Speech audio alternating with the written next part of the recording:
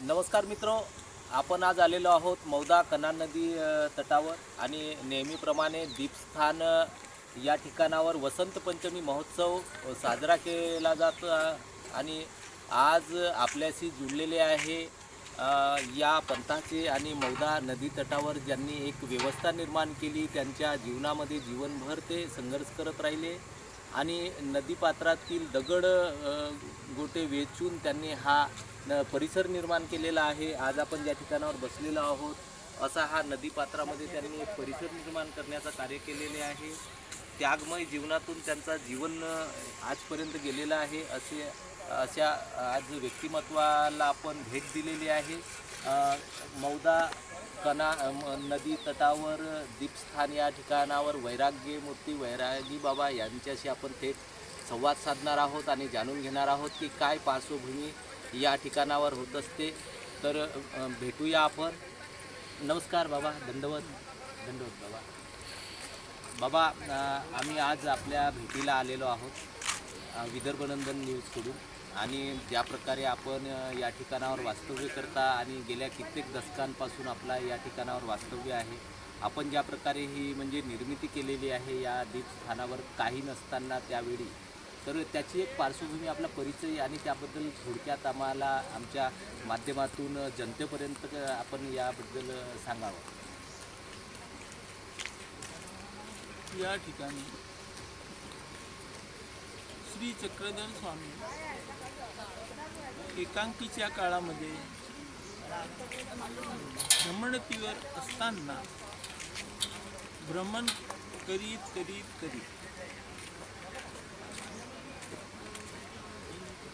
भंडारा या गावी आले। भंडारा गाव इथून पश्चिमेस 30 किलोमीटर आहे। त्या गावामध्ये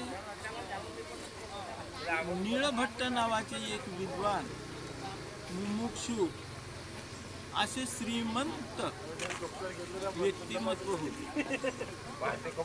ते आपल्या घरी पोथी पाहत होते। पोथी पाहण्याचा विषय होता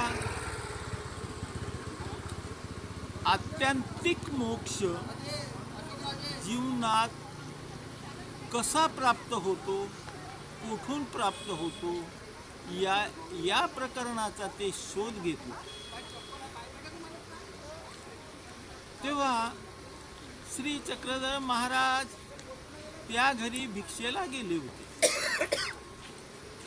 ते विद्वान निळभट्ट भांडारेकर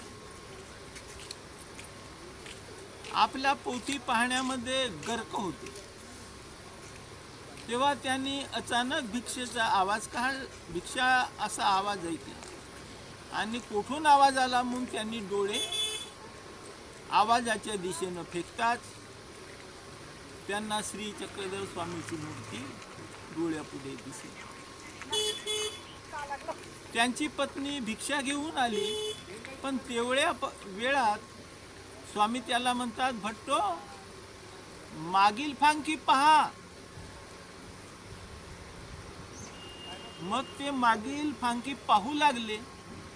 त्याच्या पत्नीने स्वामींना भिक्षा दिली आणि स्वामी चालते झाले। ते जात आहेत तेवढ्यात मागील फांकी पहा म्हटल्यावर त्यांनी पाहिलं तर त्याचा तो मुद्दा त्यांना गवसला आणि तेवढ्यात त्यांनी काय केलं का विचार केला की मला मागील फांकी पहा म्हणून माझ्या अंतःकरणातली जी गरज आहे ही मी न सांगताच त्यांनी ओळखलेली आहे आणि ती मला सांगत आहे का मागील फांकी पहा। खरोखरच हे माझे हितक्ष, हे माझे हित करणेवाले माझे आप्त आहेत। तर त्या क्षणी त्यांच्या पत्नीने आंघोळ घातली होती, पाणी सारलं होतं आंघोळीला आणि त्यांच्या मनात अशी शंका आली की हे माझे आप्त आहे, म्हणून ते त्यांच्या मागे निघाले.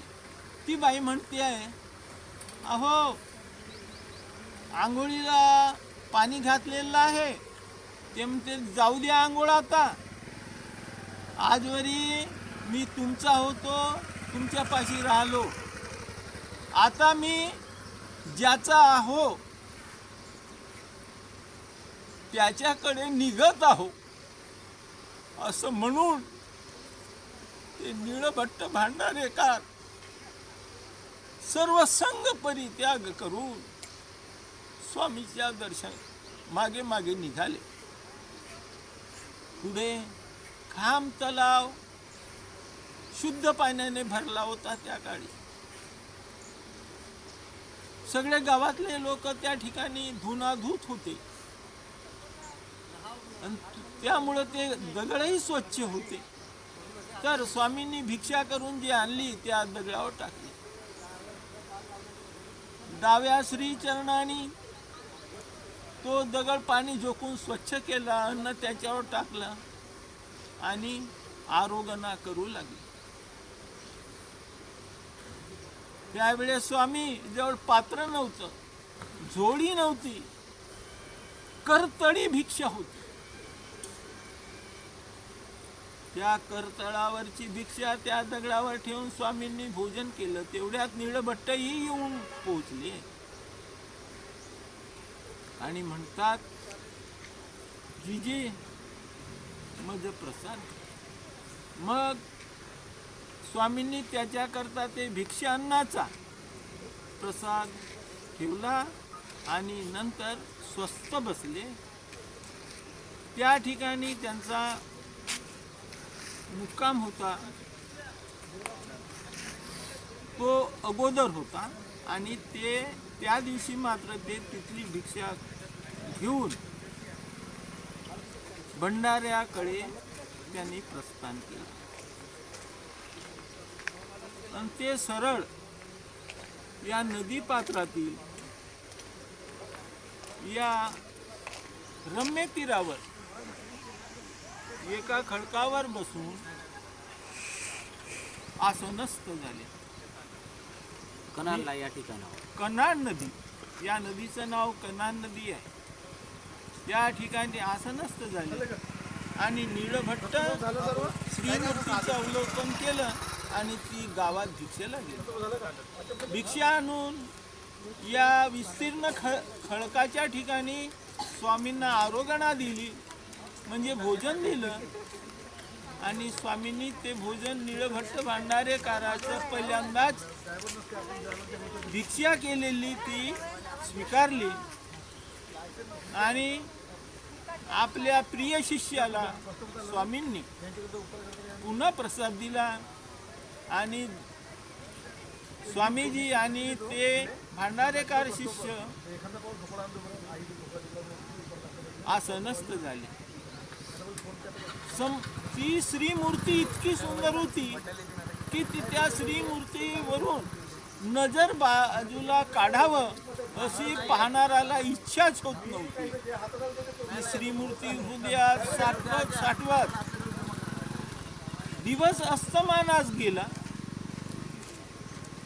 आणि त्यावेळेस विजेचा काहीही पत्ता नव्हता, प्रकाशाची काही सोय नव्हती आणि स्वामींना रात्रीच्या वेळेस आरामाची गरज होती, निद्रेची गरज होती. म्हणून त्यांनी निद्राचा ठिकाण शोधून त्या ठिकाणी स्वामींना निद्रा देण्यासाठी जागा स्वच्छ करायला लागली. त्या अंधारामध्ये त्या निळभट्टांना इंगळींनी दंश केला. ती भयंकर आग सहन होत नव्हती. म्हणून निळभट्ट भांडारेकार म्हणतात, जीजी तुमची स्तुती करू. स्वामी म्हणतात करा. जेव्हा ते स्तुती करू लागले तेव्हा ते विष थोडं थोडं उतरत उतरत ती स्तुती त्यांनी करता करता संपूर्ण विषयाचा शमन झालं आणि नीळभट्ट स्वस्थ झाले. या ठिकाणी या मौदास्थानी या पवित्र लीळेचा साक्षात्कार झाला. हा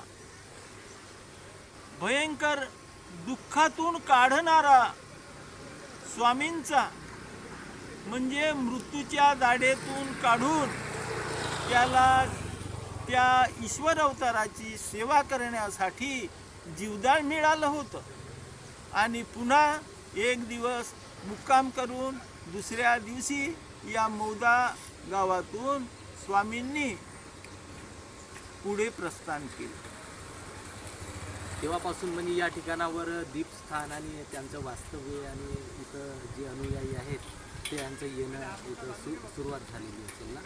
तेव्हापासून या ठिकाणी स्थान नमस्कारण्याचा पंथीयाची परंपरा या ठिकाणी या नदीत सुरू झालेली आहे.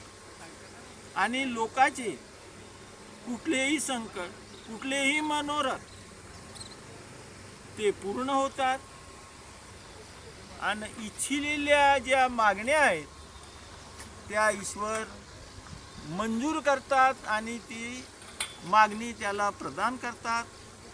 असा परंपरेने आजपर्यंत या ठिकाणी प्रयोग होत आहे. अनेकाला त्याचे अनुभव येत आहेत. म्हणून या ठिकाणची ही दिवसेंदिवस यात्रा अनेक वर्षापासून अव्याहत सुरू आहे.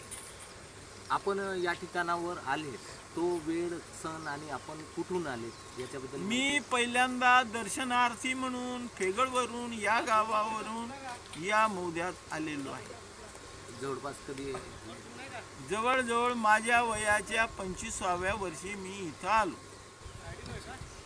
तो सण आठवत नाही, पण या ठिकाणी आल्यावर मला या ठिकाणच्या महती कळाली. श्री चक्रधर स्वामींनी जे तत्वज्ञान निरूपण केलं त्याबद्दल मला या ठिकाणी मार्गदर्शनही मिळालं.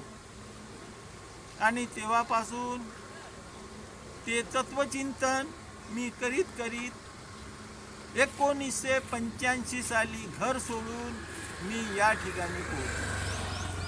आजपर्यंत मीही नीळभट्टासारखाच घर सोडून कायमस्वरूपी या सेवेसाठी मी या ठिकाणी रत झालो. आणि मरेपर्यंत अशी सेवा घडावी हा दृढ निश्चय करून या ठिकाणी मी तेव्हापासून या परिसरामध्ये काही व्यवस्था नसताना इथं व्यवस्था करण्याची ही मी माझ्या जीवनात आलेली संधीचा उपयोग केला. आणि तेव्हापासून मी या ठिकाणी ही सेवा करत आहो. या ठिकाणी हे ओटे नव्हते, नदीची थळच होती. इथं यायला रस्ता नव्हता आणि कुठल्याही प्रकारची इथं व्यवस्था नव्हती.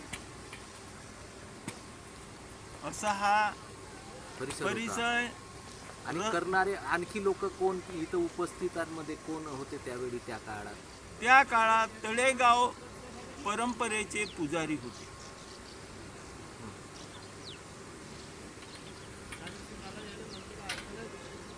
आणि तेव्हापासून मी इथं येणाऱ्या लोकांची व्यवस्था जसजशी अडचण पडत गेली तसे करत गेलो. कोणाला मार्गदर्शनाचीही व्यवस्था गरज पडली त्याची व्यवस्था मी इथं केली. येथे ब्रह्मविद्या पाठशाला म्हणून श्यामलाबाई देशमुख ह्या शिक्षिका होत्या नांदेड जिल्ह्यातील. त्यांनी या ब्रह्मविद्येचा अभ्यास केलं होतं आणि त्यांनीही या ठिकाणी धर्मप्रचाराचं माझ्यासोबत सहकार्य करून लोकांना त्या मदत करू लागल्या. त्या आपल्या घरच्या श्रीमंत होत्या आणि म्हणून त्यांनी आर्थिक मदत करून या ठिकाणी मला जे जे गरज पडेल ते त्या वस्तू त्या पुरवत गेल्या होत्या. आणि तेव्हापासून मग अनेकांचाही मला योग आला. त्यानुसार मी इथं काम करत गेलो आणि या परिसराचा असा व्यवस्थापन केलो. आदो या ठिकाणी नदीमध्ये यात्रा भरत होती. त्या ठिकाणी या पाण्यामुळं मृत्यूही लोक होत होते. तेव्हा त्या काळात बुर्डे सर म्हणून बाबूरावजी बुर्डे असं त्यांचं नामविधान होतं आणि ते जनता शाळेमध्ये प्राध्यापक होते. त्यांच्या माझ्या भेटीनं चर्चेनं आम्ही असं ठरवलं का नदीमध्ये यात्रा धोकादायक आहे. कसं करायचं तर आपण नदीला यात्रा नदीच्या थडीला काढू. आणि त्यांनी या कामात मोलाचं सहकार्य केलं आणि यात्रा नदीकडे वळवण्यात आली. मीही माझ्या परीनं प्रयत्न केले आणि तेव्हापासून मग या नदीच्या थडीला ही यात्रा भरू लागली.